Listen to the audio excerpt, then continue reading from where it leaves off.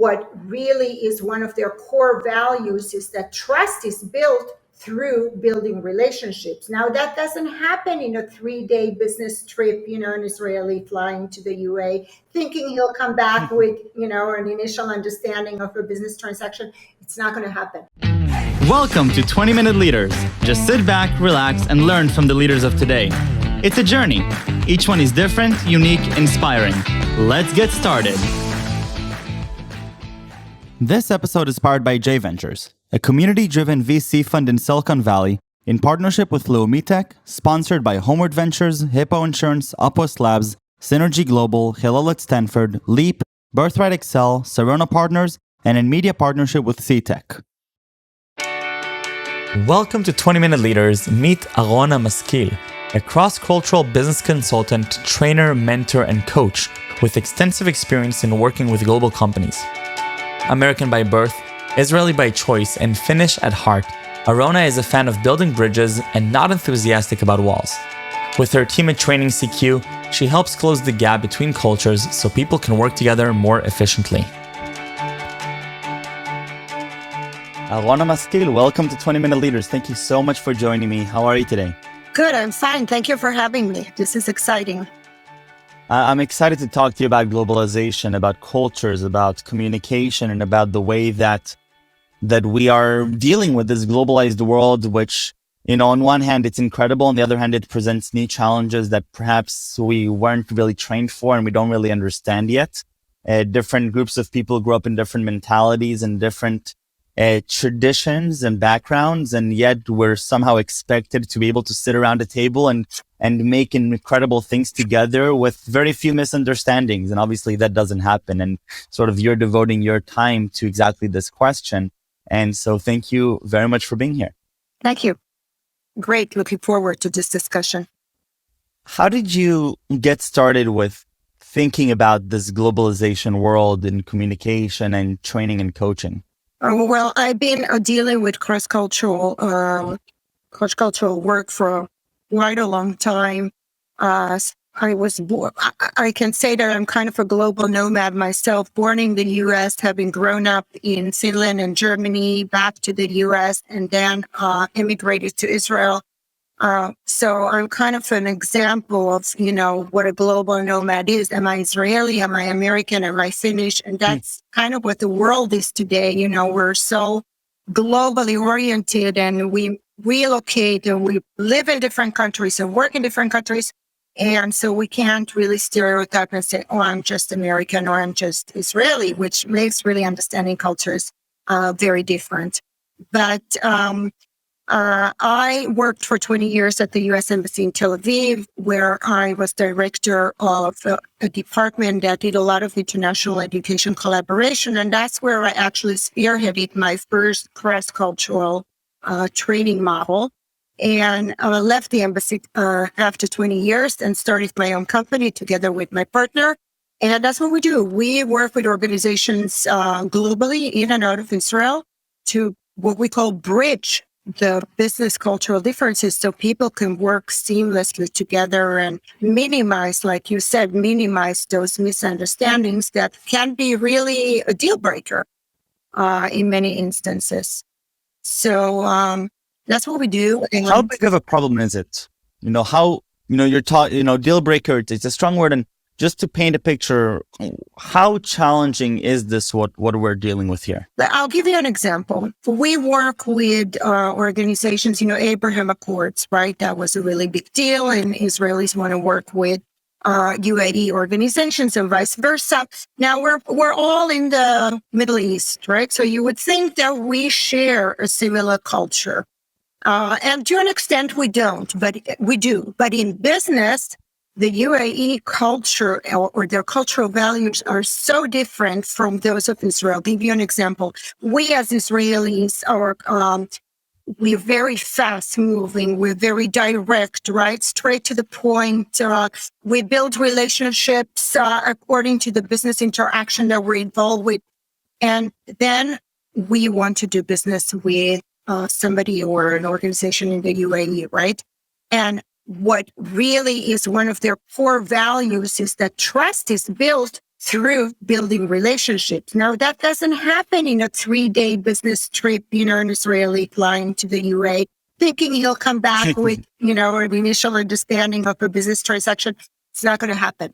You need to build that relationship. You need to cultivate that relationship. You need to build trust. And only after you build trust, and that can take even up to 6 months. It can even take a year. I've heard of organizations that it's taking them 2 years to build that trust. And so that's very different to us. And if we take a U.S. organization, American values are, Americans build trust through competency, through achievement, through people who've achieved stuff, people who can make decisions. America's a very individualistic oriented culture.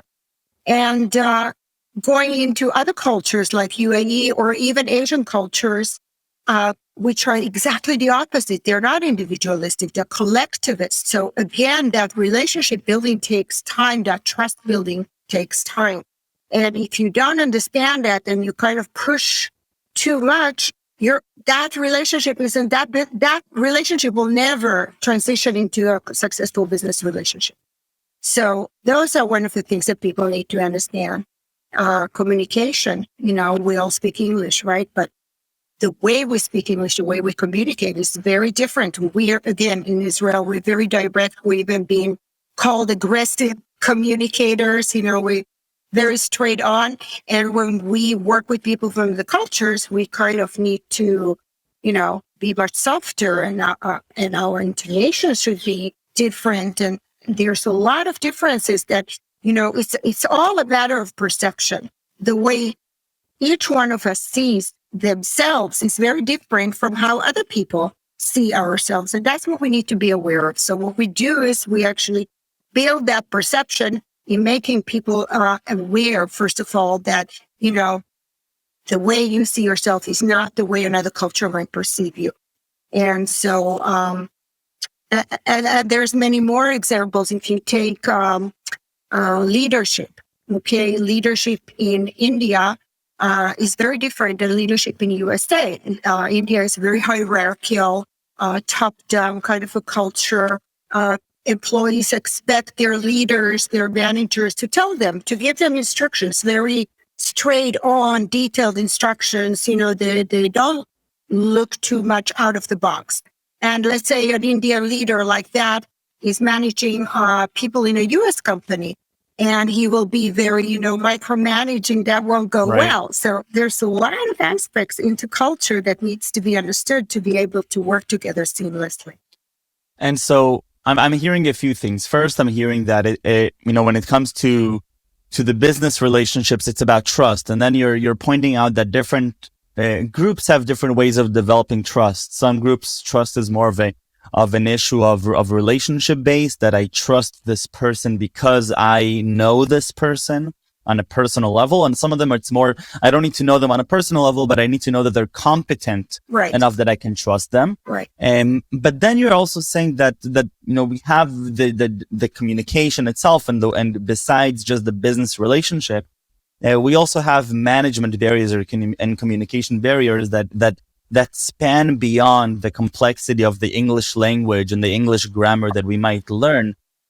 And so, I'm convinced it sounds like it's an interesting topic that probably not enough people are talking about. Does it really impact, businesses today? Does it really impact leaders around the world? Is it really making them fail in some levels or not reach their full potentials? Well, it is, because I think that is the core of the issue. Otherwise, we wouldn't have any work, right? But yes, it does. I work with a lot of high-tech organizations that are R&D is in Israel, and then entities are built in the U.S. And so you have Americans and Israelis working together. Now, we all have this illusion that, we're very similar. Okay, we dress the same. We like McDonald's. We also like sushi. We hear the same music. We're kind of in a comfort zone. Israelis going into America, we kind of feel that we know Americans. But when the two sides work together, there's a lot of cultural misunderstandings coming from communication, coming from how project management is viewed. How is it implemented? US is a very process oriented, okay, a very organized kind of a culture, and Israeli is much more spontaneous, risk taking. Let's launch this. We're at 70%. It's okay. We'll fix the bugs as we go along. And when you work with the US culture, you work with a German culture, and you try to, launch something that hasn't been tested fully or isn't 100% foolproof, you're going to have a lot of cultural clashes. And those clashes are going to impact whether we want to work together, whether we can work together, whether there's some synergy in the way we work, our work styles, our process, our implementation of different projects. And that can definitely that can be, as I said, it can really be a game changer in whether organizations can work together. If you take mergers, for example, if you take organizations that buy out or merge with other organizations that are from different cultures, if you don't align those two cultures into one culture or build a new, what we call a one team culture, it ain't going to work, right? There's going to be different management styles, different leadership styles, different work styles.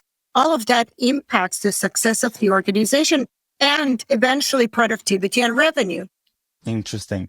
What can be done? So I know that you're working with leaders and organizations, but if maybe by understanding what your work better, we can understand what is sort of a scalable solution to this. But what ways are there to mitigate these differences that you've been observing? So what we do is through workshops and different processes, we teach skill sets, methodology in how to learn, how to understand the different cultural signals so that effectiveness is not compromised when working with people from other cultures who may have different working styles. So the key point here is that effectiveness is not compromised. The goals, we all have the same goals, but the approach to those different goals is what differs. And so we teach them we go through a various of cultural dimensions, communication, risk-taking, time concept. Time is not just a clock on the wall. Sure. It's a cultural value, how people view time, how people view project management, and that will vary from culture to culture. So what we teach is we teach awareness. First of all, let's be aware of the fact that we're not all the same, okay, even though our goals are the same. And we also teach what we call cultural agility, being agile enough once you have the skill sets to recognize we're all going to make mistakes. Even I make, mistakes. We're all going to make mistakes. The key is, how do we jump back from those mistakes? If we make a mistake, at least we're aware that, okay, something didn't work here. Maybe it's culturally oriented. And how can I fix that? Because when you're not aware, you'll keep making the same mistakes over and over again and not understanding why it doesn't work. And so how do we identify when we're making a mistake? Because I can imagine a situation in which I go along and I have an hour-long meeting and I'm not even aware that I've done something that would constitute a mistake or that would lead to a breach of trust or a setback. How do we even know?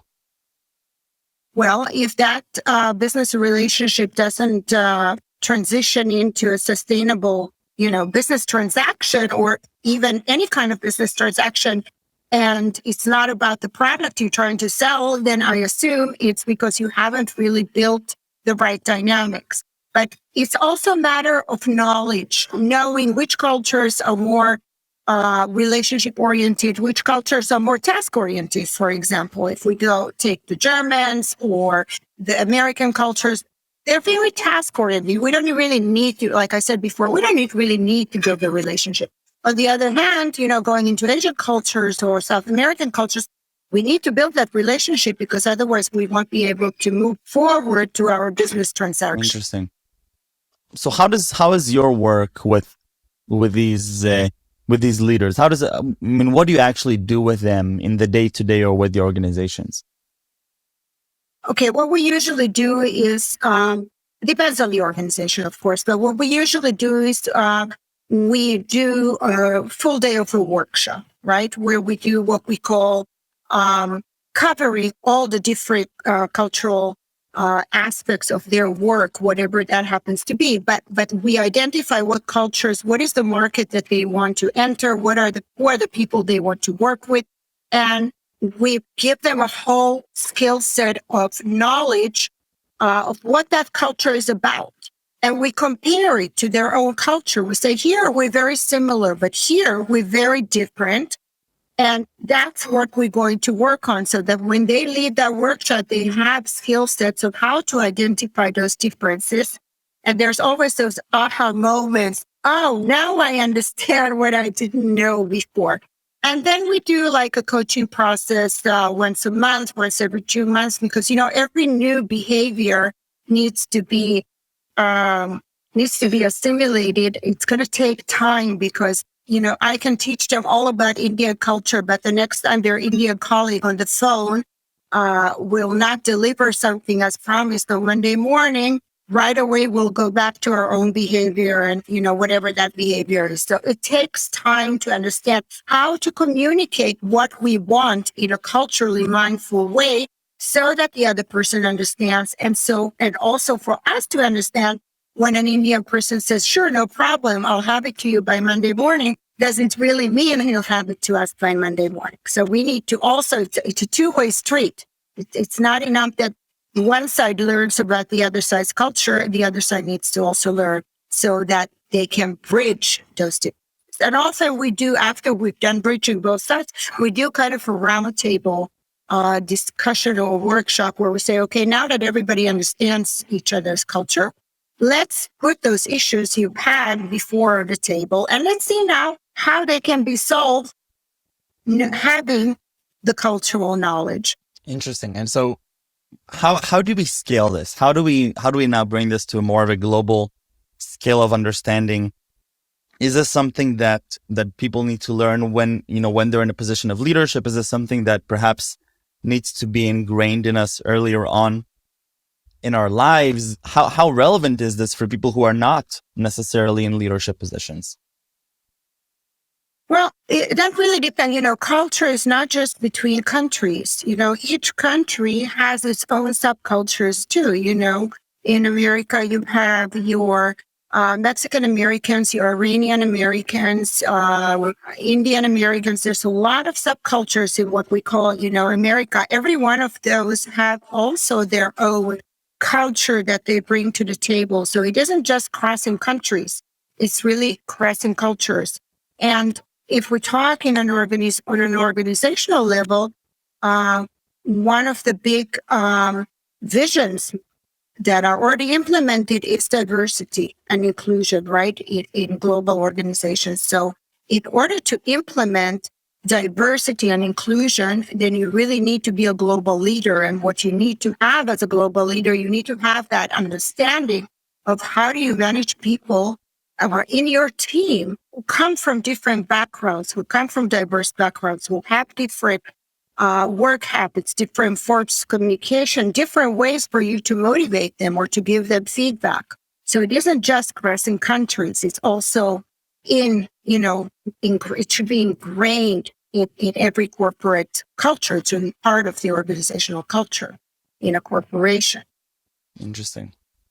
So taking this, one step further, if, anybody who's listening here, we're all working with different people around the world. That's, part of the assumption of this global ecosystem we're in. What is something that I should leave this conversation with that I can then implement either in my own understanding or in my own behavior as I am approaching my next meeting with anybody around the world? What is sort of some lesson that I can take with me or something that I can practice that will make me a better global collaborator?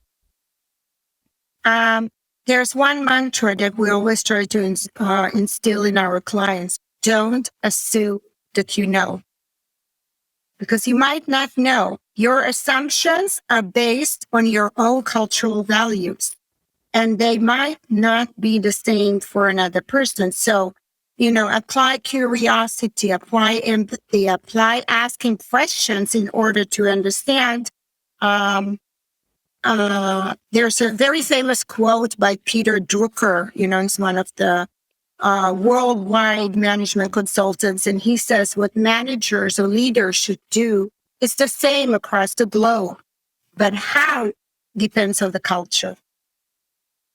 How depends on the culture. I think that's that's at the end of the holy grail here, right? I mean, we're talking about Right. both. I'm hearing that we have this dissonance between both this more generalistic understanding of trust building and relationship building. On the other hand, we have this localization factor, which says, well, but you have to really understand it for each situation separately, and you have to adapt given every situation. So it's not enough to just be cognizant of it. You have to actually practice and understand who this other person is in front of you. And even if you're talking to a person from a specific region, even then you have microcultures within that. And so it sounds like it's quite an interesting challenge. And it sounds like you're having fun tackling it, which is really exciting to hear. And let's add to to that another layer. At the end of the day, we're all individuals, right? Right. We all carry a certain DNA culture that is based on our background, our upbringing, our schooling, where we lived, what families we were born into. All of that is that individual. So you add that as a layer on top of, national cultural differences, and life is fun.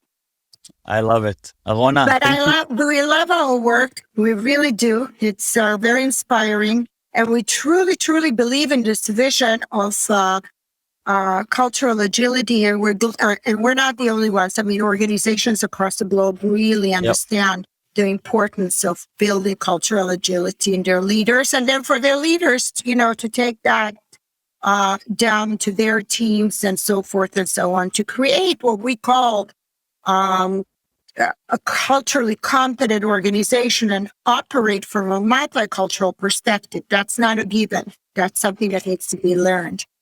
Incredible. Arona, thank you very, very much. This was wonderful and insightful. Continue making a positive impact on leaders and globalization around the world. And thank you very much for being here. Thank you for having me. It's been a pleasure. Thank you.